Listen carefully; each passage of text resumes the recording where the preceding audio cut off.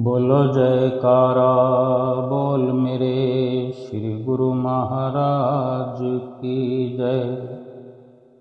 सभी गुरुमुख प्रेमियों से सप्रेम जय सच्चिदानंद। हम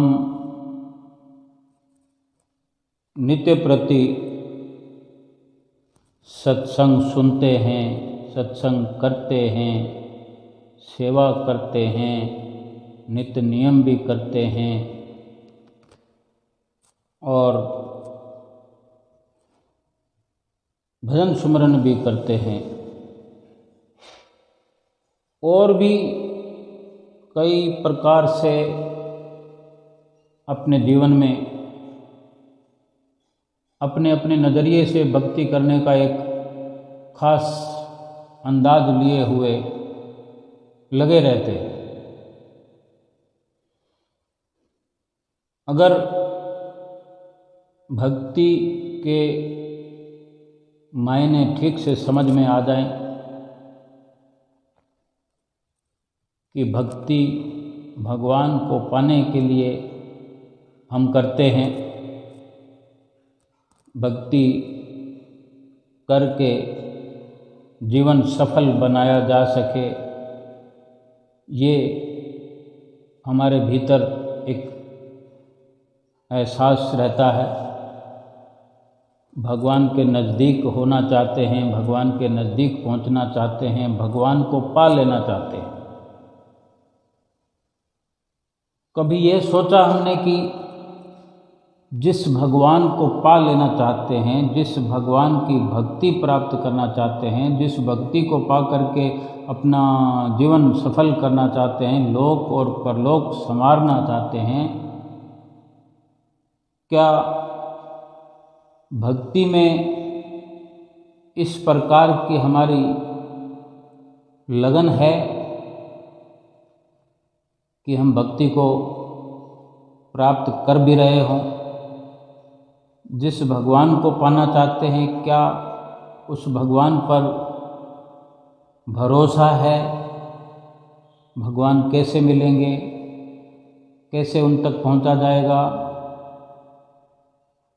आज इस युग में भगवान हमारे लिए किस प्रकार से सुलभ हो सकते हैं, किस प्रकार से उनके नज़दीक पहुंचा जा सकता है? भगवान को हम किस नज़रिए से किस अंदाज से देखते हैं, समझते हैं? भगवान तो कण कण में है, ऐसा मानते हैं। भगवान सतगुरु के रूप में हैं, ऐसा भी मानते हैं। भगवान शिव शंकर हैं, ऐसा मानते हैं।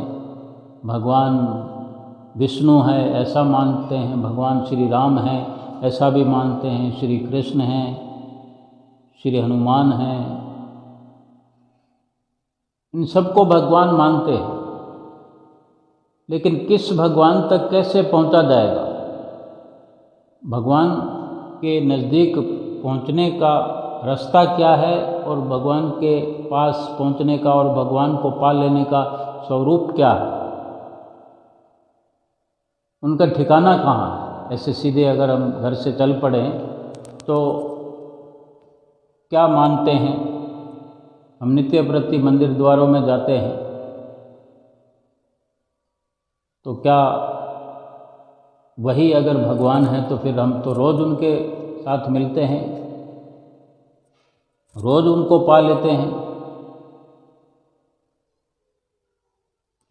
और उनको पाकर कहाँ हमने रखा है भगवान को? अगर पा लिया है तो, और अभी पाया नहीं है तो फिर क्या कारण है कि रोज़ जाते हैं मंदिर में तो फिर भगवान को पा क्यों नहीं रख सकते हैं? क्यों नहीं पाया अब तक?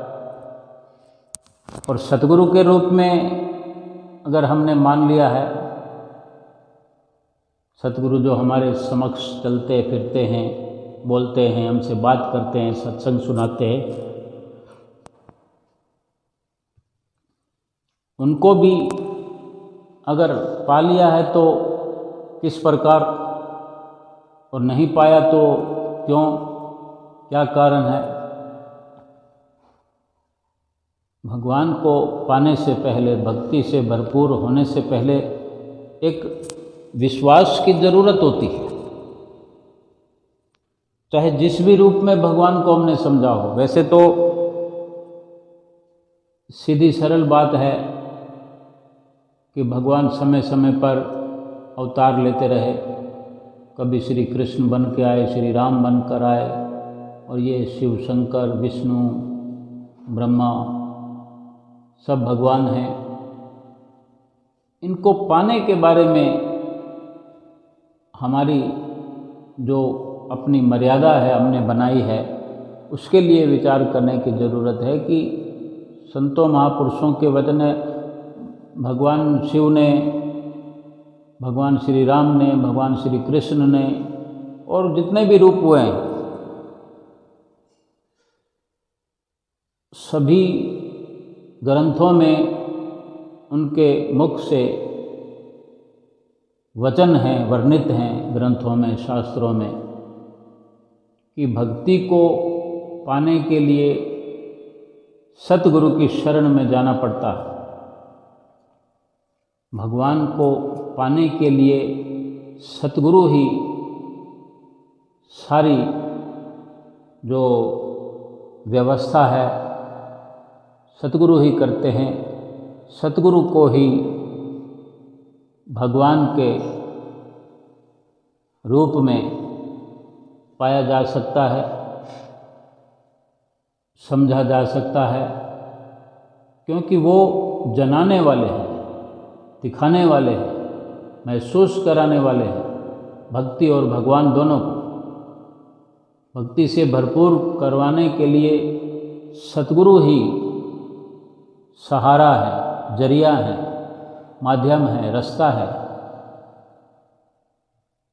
और जो सतगुरु की चरण शरण में आ ही गए हैं, फिर भी क्या उनको पाने की, उनकी नज़दीकी हासिल करने की, उनके जो मार्गदर्शन में सिखाया समझाया जाता है, तो क्या लाभ हो रहा है, और नहीं हो रहा तो क्यों नहीं हो रहा। अपने आप से अवश्य पूछना चाहिए, जानना चाहिए कि मैं कब से जिस कार्य में लगा हूँ उसमें सफलता क्यों नहीं है, और सफलता मान ली है कि हमें सफलता मिल गई है, हमने तो सतगुरु को पा लिया है, भगवान को पा लिया है, श्री राम को पा लिया है, श्री कृष्ण को पा लिया है, ब्रह्मा विष्णु महेश को पा लिया है। जिसको भी पा लिया है तो वो कहाँ है, क्या महसूस भी कर सकते हैं हम। फिर निर्णय तो कोई भी कर लेता है हमें देखकर कि अगर हमने पा लिया है तो निर्णय हो जाता है, नहीं पाया है तो निर्णय हो जाता है। हमारे कहने या ना कहने से, या हमारे अपने आप दर्शाने से, हम अगर हमारे भीतर कोई गुण है या भक्ति है तो अपने मुख से उच्चारण करने की ज़रूरत तो नहीं, वो तो प्रदर्शित स्वयं ही होता रहता है। हिरण की नाभि में अगर कस्तूरी है तो उसको क्या चिल्लाकर कहने की ज़रूरत थोड़ी है। वो तो दूर दूर तक खुशबू जो उसकी पहुंचती है अपने आप ही प्रकट हो रही है। और भक्त के अंदर भक्ति है, भगवान है। बेशक सबके अंदर भगवान पहले से ही है। अब हम ये बहुत बार अपने मुंह से ऐसे कहे जाते हैं, भगवान तो अंदर है, उसको पाने का तरीका होना चाहिए। तो फिर हम तो कहीं बाहर ढूंढ रहे हैं, अलग अलग ठिकानों पर ढूंढ रहे हैं। फिर बाहर भी कहा जाता है कि भगवान कण कण में है, तो कण कण में किस प्रकार से देख सकते हैं। किसी कण को, कंकर को उठाकर देखेंगे यानी भगवान हमारे नज़रिए में है। हमारा नज़रिया क्या है, हमारी सोच क्या है, हमारी आँखों में, आँखों की किरणों में भगवान समाया हुआ है। और जब इस प्रकार की मजबूत धारणा केवल कहने मात्र से नहीं, ये भीतर जो सत्यता है ये हमारे भीतर में फैली हुई होनी चाहिए, परिपक्व होनी चाहिए कि भगवान भीतर हैं। और ये कह देने मात्र से कि भगवान वहाँ है, भगवान वहाँ है या भगवान भीतर है, कह देने मात्र से भी हम महसूस तो कर नहीं सकते। थोड़ी देर के लिए ऐसे लगता है। अगर अटल विश्वास हो किसी भी वस्तु का कि ये वस्तु हमारे घर में है, तो उसको निकाल कर दिखा सकते हैं, उसका लाभ उठा सकते हैं, उसको बाहर ढूंढने के लिए भटकते नहीं फिरेंगे। ये तो बात पक्की है। और भगवान भी अगर भीतर हैं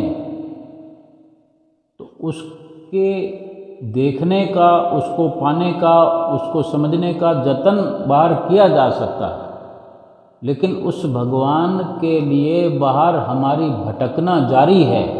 अभी तक भटक ही रहे हैं, जाने कब से। फिर ये तो केवल कथनी मात्र हो गई कि हमने कहा कि भगवान अंदर है। अंदर है तो अंदर देखने का प्रयास सीखना तो बाहर से ही है, वो कौन सिखाएगा? मंदिर में जाकर अगर भगवान अंदर किस तरह देखा जाएगा, किससे पूछेंगे? भगवान से पूछेंगे, श्री राम से पूछेंगे, श्री कृष्ण से पूछेंगे। और कैसे पूछेंगे, कब उत्तर मिलेगा, इस बारे में सोचना है। सभी ग्रंथों में वर्णन है कि सतगुरु ही भीतर विराजमान भगवान को दिखाने में पूर्ण तौर से सक्षम हैं और दिखाते हैं, दिखा देते हैं। और जो जो भी हमें तरीके और विधियां बताते हैं, जब तक उनकी नज़दीकी विश्वास के साथ हासिल नहीं की जाएगी, जब तक उनकी चरण शरण अपना करके वास्तव में उनके वचनों पर अमल नहीं किया जाएगा, उनकी बातों का अनुसरण नहीं किया जाएगा, पालना नहीं की जाएगी, तब तक तो संभव ही नहीं है।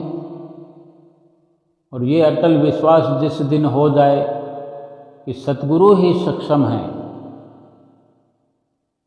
बहुत सारे ग्रंथों में अलग अलग प्रकार से भगवान श्री राम ने और श्री कृष्ण ने और भी बड़े बड़े संतों महापुरुषों ने भी लेखनीबद्ध किया है, अपने मुखारविंद से फरमाया है।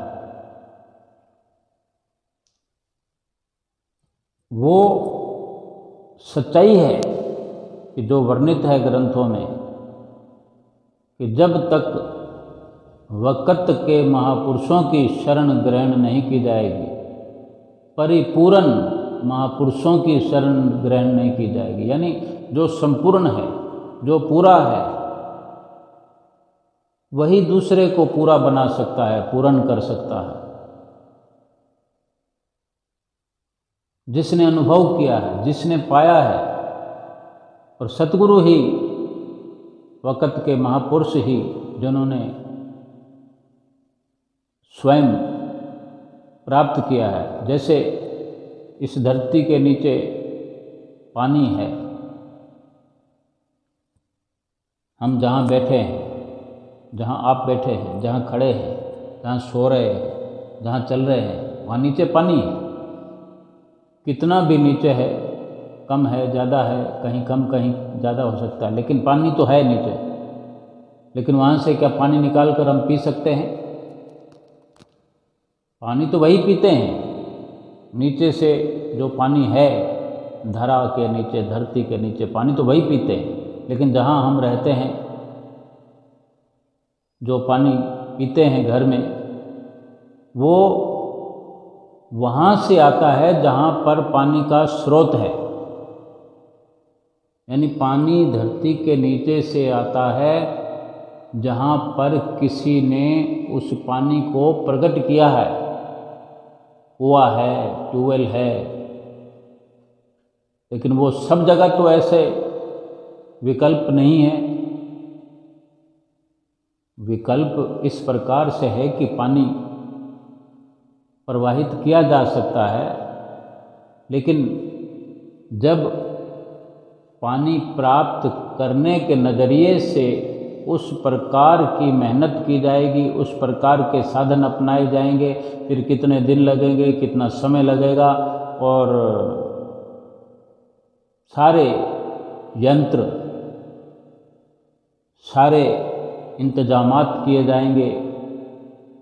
इन सब चीज़ों के साथ मेहनत मशक्क़त करते हुए फिर जब पानी प्रकट हो जाएगा, खुदाई करते करते करते करते पानी आना शुरू हो गया, फिर एक व्यवस्था की जाएगी, पाइपलाइन बिछाई जाएगी, फिर तो बहुत से लोग उसमें पानी पी सकते हैं। और ऐसे ही जहाँ जहाँ साधन सुलभ कराए गए हैं वहीं से ही पानी आता है और बाहर सबके लिए सप्लाई होता है, सब काम चलाते हैं, पानी प्राप्त करते हैं। एक नहीं, अनेकों जगह हैं। ऐसे ही हर दिल में, हर घट में, हर किसी के अंदर परमात्मा है, भगवान है। लेकिन हर दिल के अंदर हर दिल दर्शन कर तो नहीं रहा। हर किसी इंसान के अंदर परमात्मा है तो हर कोई इंसान क्या दर्शन कर रहा है भगवान का। लेकिन जहाँ प्रकट हो चुका है, फिर वहीं से बाकी बहुत से लोग एक साथ दर्शन कर सकते हैं। सतगुरु ही माध्यम हैं। सतगुरु इस धरती पर अवतरित होते हैं, महापुरुष इस धरती पर अवतरित होते हैं। वो स्वयं भगवान हैं। निराकार भगवान ही साकार रूप में जब अवतरित होते हैं, सतगुरु के रूप में यहाँ अवतरित होते हैं हम लोगों के बीच में, और फिर से अवतरित होने के बाद से, जन्म लेने के बाद से वो एक मर्यादा के तहत स्वयं भी गुरु सतगुरु की शरण अपनाते हैं। हम कहीं से किसी भी प्रकार से इतिहास पढ़कर देखें, ग्रंथों को पढ़कर देखें, समझकर देखें, अपना भी दिमाग लगाएं, और बड़ी निमग्नता से अगर हम प्रयास करेंगे तो सब कुछ सीधा सीधा पता लगता चला जाएगा। मर्यादा के अनुसार वो स्वयं गुरु धारण करते हैं, उसी मर्यादा पर चलते हैं, नाम की दीक्षा लेकर के नाम की कमाई करते हैं, भजन अभ्यास करते हैं, सेवा करते हैं, सत्संग। हमें जो समझाया जाता है कि 5 नियमों की पालना, 2 घंटे भजन अभ्यास, तो ये हमारे सतगुरु हमें जो रात और दिन समझा रहे हैं, जतला रहे हैं, तो वो स्वयं इसी कार्य को किया है उन्होंने। इसी में रात और दिन उन्होंने स्वयं अनुभव करने के बाद इस प्रभु प्राप्ति के रास्ते पर चलकर, प्रभु की प्राप्ति करके अपने भीतर में, अपने घट में, जो कि सबके अंदर है, लेकिन सतगुरु ने जो पाया है अपने भीतर, और तभी वो परिपूर्ण महापुरुष कहलाए हैं। सर्वप्रथम उन्होंने एक मर्यादा से अपने सतगुरु की आज्ञा को शिरोधार्य करके हर पल, हर दिन व्यतीत करते हुए एक सतगुरु की प्रसन्नता का परचम लहराया है। और उन्हीं की आज्ञा से, उन्हीं की कृपा से, उन्हीं की मौज से आगे हम जैसे नादान जीवों को वो रास्ता दिखाने के लिए आगे मार्ग प्रशस्त करने का उन्होंने जिम्मा लिया है और हम सतगुरु की शरण में हैं, तो हमें वो नित्य प्रति जो रास्ता बताते हैं उसी के द्वारा हम अपने अंदर उसी भगवान का, परमात्मा का, अपनी आत्मा का दीदार कर सकते हैं। क्योंकि हमें सतगुरु के रूप में स्रोत मिल गया है, ठिकाना मिल गया है, उन्होंने प्रकट कर लिया है और हमारे लिए सतगुरु ही माध्यम है भगवान को, परमात्मा को दिखाने का, उनसे मिलाने का, हमारी आत्मा को परमात्मा के साथ जोड़ने का, भक्ति से भरपूर करने का। केवल सतगुरु ही जरिया। जब भी हमें भगवान की प्राप्ति होगी, भक्ति की प्राप्ति होगी, उस सतगुरु के नज़दीक, सतगुरु की शरण ग्रहण करने से ही होगी। तो हमको ये विश्वास सर्वप्रथम करना पड़ेगा कि कोई भी साधारण इंसान असाधारण कार्य नहीं कर सकता। अगर धरती पर पानी निकालना हो तो कोई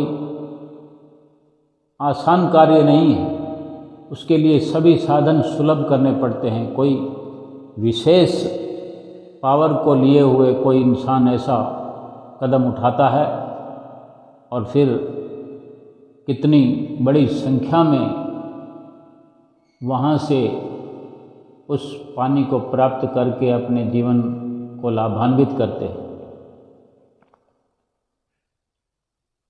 हर घर में ट्यूबवेल नहीं हो सकता, हर घर में पानी का कुआं नहीं हो सकता, लेकिन जहाँ जहाँ होता है, लेकिन पानी सब पूरी धरती पर है।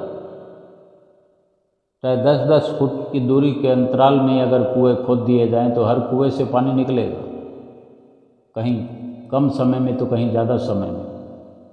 बेशक परेशानियां, दिक्कतें आएंगी, लेकिन क्या हर इंसान इस प्रकार खुद अपनी मर्जी से, अपने चाहने से अपने घर में ट्यूबवेल या पानी का कुआं नहीं लगा सकता? बहुत सारी विपरीत परिस्थितियां हो जाती हैं, ये संभव नहीं है। लेकिन जहाँ पानी निकल चुका है वहाँ से पानी ले सकता है बड़ी आसानी से, और धन्यवाद, शुक्राना जितना चाहे अदा कर सकता है, क्योंकि उसको कुछ नहीं करना पड़ा। इसी प्रकार भगवान की प्राप्ति के लिए, परमात्मा की प्राप्ति के लिए, भक्ति की प्राप्ति के लिए, जीवन सफल करने के लिए, लोक परलोक संवारने के लिए जो सतगुरु ने स्वयं अपने अनुभव से ये सब कुछ कर लिया है, हमारे लिए ये रास्ता खोल दिया है। हम बड़ी आसानी से, क्योंकि मेहनत उन्होंने की, सारे प्रयास उन्होंने किए, संघर्ष उन्होंने किए, हम कहीं भी किसी भी प्रकार से परमार्थ के रास्ते पर चलने वाले बहुत से समय समय पर बड़े बड़े महापुरुष अवतरित हुए। बड़े बड़े महापुरुषों ने इस प्रकार भगवान प्राप्ति के रास्ते को सुलभ बनाया, सरल बनाया। और आज भी हम अपने श्री गुरु महाराज जी से जुड़े हुए हैं। श्री परमहंस अवतार दयाल महाराज जी की चरण शरण ग्रहण किए हुए हैं। तो उन्होंने ये रास्ता बनाया है, हम जुड़ चुके हैं। फिर भी ये सवाल अपने आप से करना है कि क्या हम जुड़ गए हैं, हमने विश्वास कर लिया है, क्या हम प्राप्त कर पाएंगे? अगर विश्वास कर लिया है कि ये सतगुरु हमारे श्री गुरु महाराज जी ही,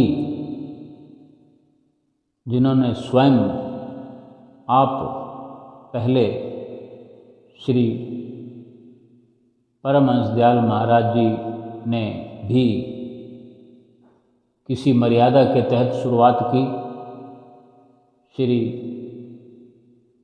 गुरु की जो दीक्षा हासिल की, तत्पश्चात ये सारी रचना की शुरुआत हुई और श्री परम दयाल महाराज जी के साथ साथ ही ये दूसरे रूप में भी दूसरे रूपों का धीरे धीरे हम स्वयं देखते भी रहे हैं और पढ़ भी रहे हैं कि सब कुछ वर्णित है ग्रंथों में कि किस प्रकार दूसरी पातशाही गुरु महाराज जी के रूप में, तीसरी पातशाही गुरु महाराज जी के रूप में, चौथी पातशाही गुरु महाराज जी के रूप में, पंचम पातशाही गुरु महाराज जी के रूप में और अब हजूर छठी पातशाही गुरु महाराज जी के रूप में हमें वो साधन सुलभ है। लेकिन आप सब ने सब रूपों में कितनी मेहनत मुशक्क़त की हो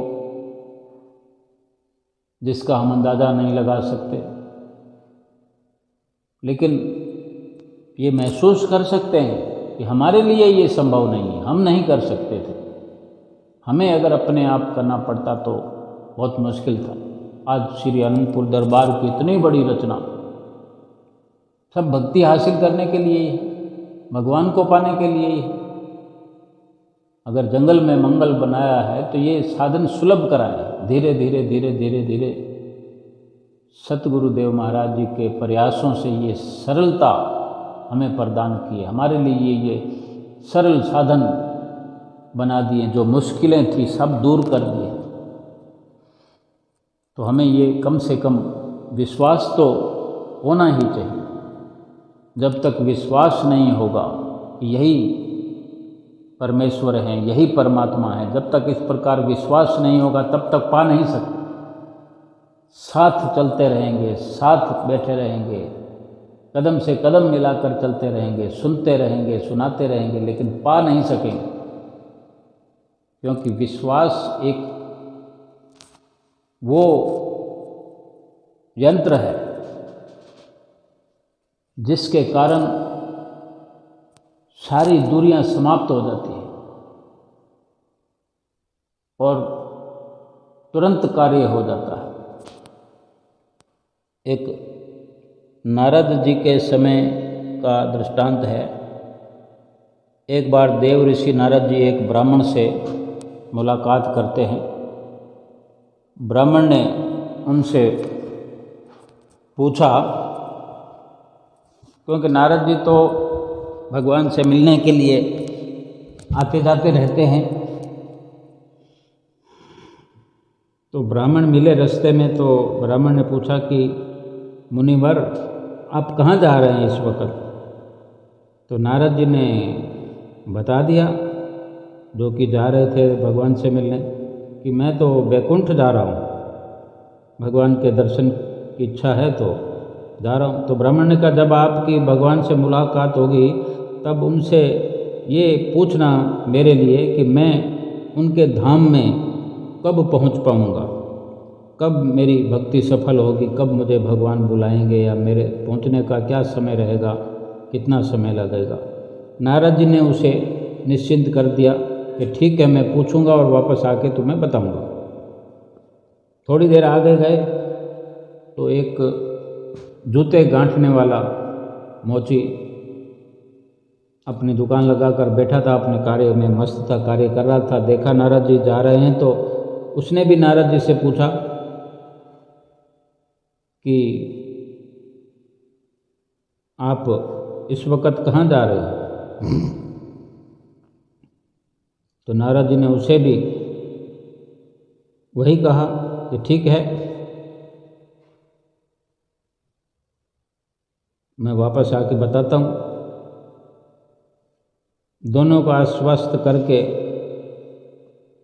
चल पड़े और वैकुंठ लोक पहुँचे। तो नारद जी ने भगवान के चरणों में जाके प्रणाम किया और समय देखकर पूछा कि ये 2 सवाल हैं मेरे लिए, आपके 2 भक्तों ने पूछा है, जो मैं निवेदन कर रहा हूँ कि उनके आने का आप समय बताइए, कब आपके धाम में पहुँच पाएंगे। तो भगवान ने कहा कि वो मोची जो है इस जन्म के बाद सीधा हमारे धाम में आ जाएगा, हमारे पास आ जाएगा। और वो जो ब्राह्मण है उसको अभी बहुत समय लगेगा, अभी कई जन्म लगेंगे, यानी वो एक जन्म इसी जन्म के बाद और उसको अभी बहुत जन्म लेने पड़े। तो नारद जी ने भगवान से कहा कि मैं कुछ समझा नहीं भगवान, कि वो ब्राह्मण तो रात और दिन आपकी पूजा अर्चना में लगा रहता है, उसके लिए तो आपने कह दिया कि उसको बहुत समय लगेगा, और वो मोची जो जूते गांठने वाला है, सारा दिन जूते गांठता रहता है, उसके लिए आपने कह दिया कि इसी जन्म के बाद सीधा हमारे धाम में आ जाएगा। तो भगवान मुस्कुराने लगे और बोले, जब आप उनसे मिलोगे,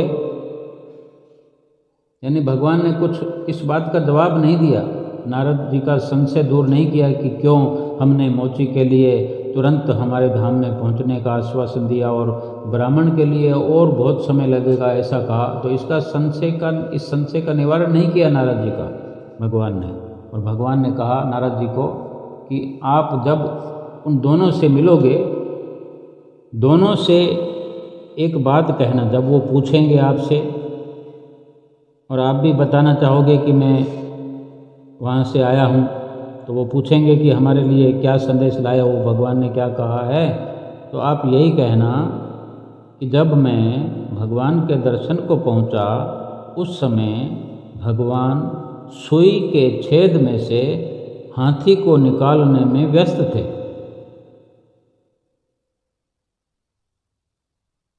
तो आपके संशय का निवारण उन दोनों के मिलने से हो जाएगा कि मैंने उसको और समय लगने का क्यों कहा और मोची के तुरंत पहुंचने के लिए क्यों कहा, आपको जवाब वहीं मिल जाएगा। तो नारद जी चल पड़े। जब पृथ्वी पर लौटे तो उनकी पहले ब्राह्मण से मुलाकात हुई। जिस प्रकार आए थे तो मुलाकात करते हुए आए थे, तो अभी गए तो पहले ब्राह्मण से मुलाकात हुई। तो जवाब कि वो इंतज़ार में जैसे थे, तो नारद जी स्वयं बताने लगे कि भाई ब्राह्मण देवता जब पहुँचे तो ब्राह्मण ने उनका सत्कार किया, ब्राह्मण ने। और नारद जी ने जब जवाब दिया उनके पूछने पर, ब्राह्मण के पूछने पर, तो नारद जी ने कहा जब मैं वैकुंठ में पहुंचा था उस समय भगवान क्या है कि सुई के छेद में से हाथी को निकालने में व्यस्त थे। ब्राह्मण ने कहा, अरे नारद जी कैसी बात कर रहे हैं आप, ऐसी अविश्वासी बातों पर मैं विश्वास नहीं करता। देख लो, भगवान ने सही कहा था कि ब्राह्मण को अभी समय लगेगा, क्योंकि ब्राह्मण ने वही बात कर दी और भगवान ने भी कह दिया था कि आपको वहीं जवाब मिलेगा। ब्राह्मण ने क्या कहा कि मैं ऐसी अविश्वासी बातों पर विश्वास नहीं करता कि क्या कोई सुई के छेद में से हाथी निकलता है, ये तो सब जानते हैं। लेकिन नारद जी समझ गए ऐसा कहते ही कि भगवान के अंदर इसकी बिल्कुल श्रद्धा ही नहीं है, विश्वास ही नहीं है। तो ये केवल कोरा पोथी पत्रे का ज्ञान रखने वाला है। फिर नारद जी मोची के पास गए।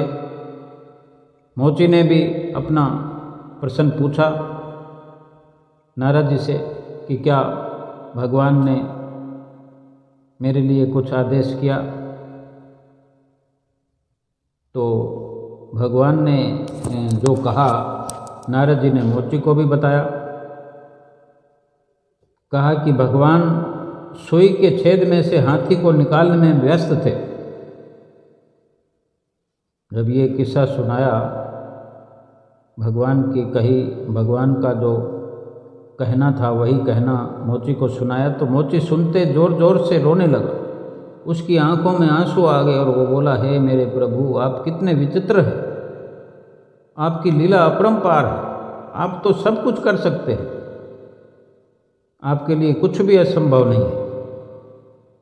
केवल उसने भी इतना सुना ही तो था कि भगवान सुई के छेद से ना हाथी को निकाल लेते, तो वो रोने लगा। उसको कितनी पीड़ा हो रही है, क्योंकि भगवान वो कर रहे हैं जो असंभव है, जो नामुमकिन है, वो करने में लगे हुए हैं, व्यस्त हैं, तो वो कर ही देंगे। इस विश्वास के साथ रोने लगा कि देखो भगवान अनहोनी को भी होनी में बदल देते हैं। तो भगवान पर उसको कितना विश्वास है, जो उसको रोना तक आ गया, आंखों में आंसू आ गए कि मेरे प्रभु कितने दयालु हैं, जिनकी लीला अपरंपार है, उनके लिए कुछ भी असंभव नहीं है। अगर हाथी को निकाल रहे हैं तो निकाल ही देंगे।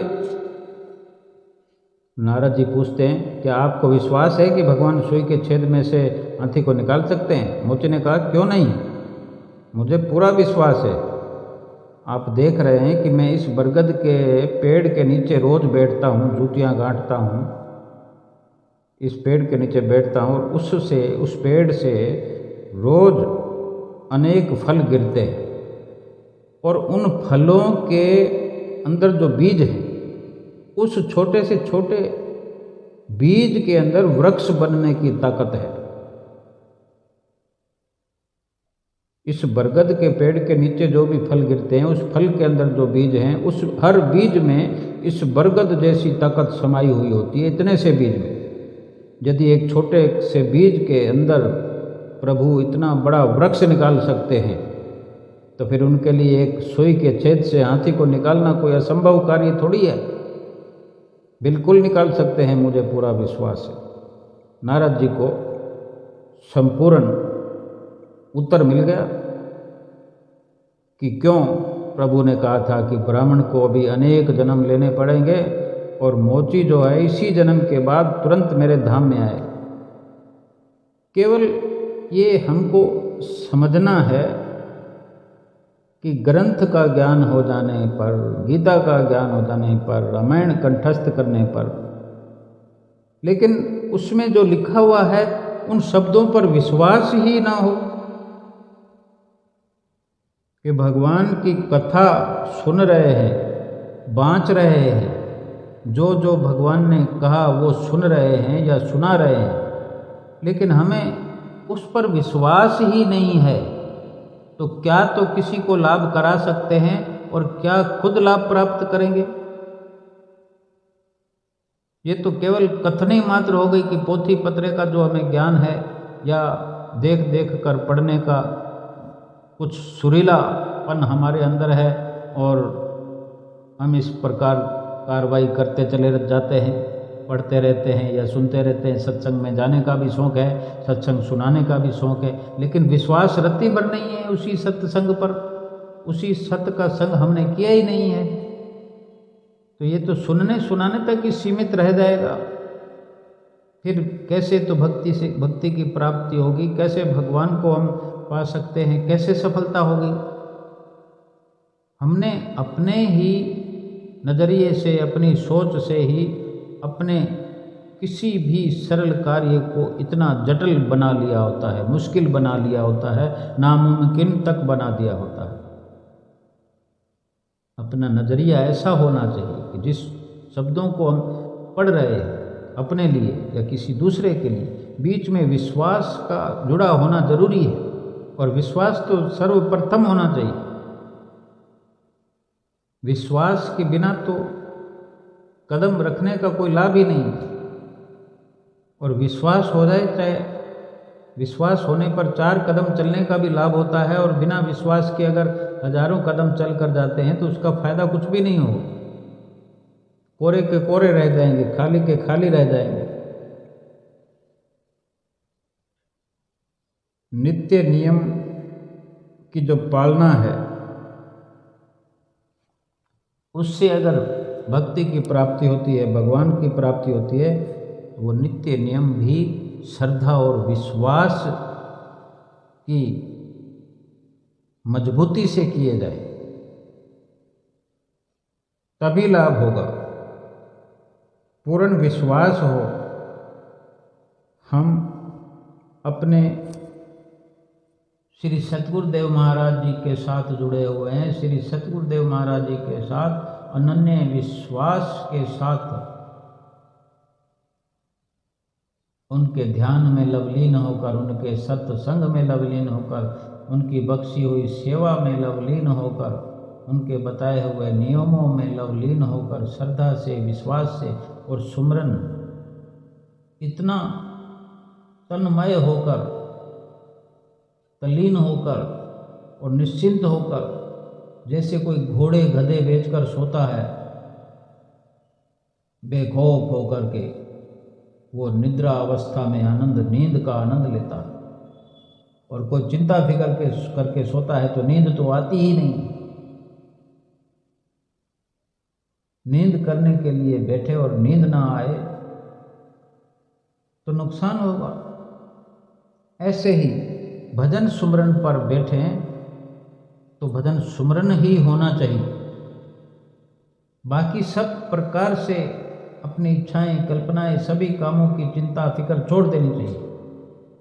तन्मय होकर, तलीन होकर, लीन होकर और इतनी श्रद्धा धारण अपने भीतर में करते हुए, इतना अटल विश्वास करते हुए कि मेरे सतगुरु जो हैं सब कुछ कर सकते हैं, सब कुछ करने कराने वाले हैं और मैं उन्हीं की आज्ञा से भजन सुमरन पर बैठा हूँ, उन्हीं के आशीर्वाद से ही सफलता मिलेगी। मुझे तो विश्वास है कि उन्होंने कहा है कि तुम्हारा लोक परलोक संवर जाएगा, तो संवर ही जाएगा।